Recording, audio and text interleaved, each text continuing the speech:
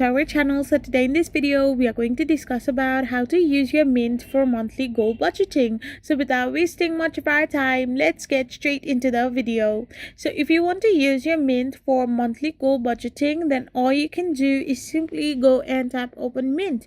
Once you have tapped open Mint, then you can simply use Mint for monthly goal budgeting by linking your financial accounts. You need to simply link your financial accounts, navigate to the budgets tab to create your categories and set your spending limits.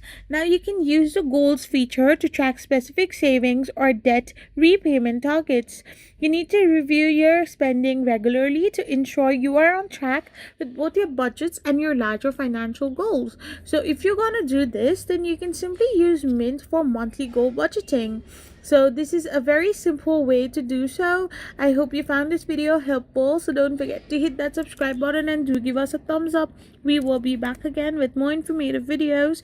Thank you for watching and stay tuned for our next video.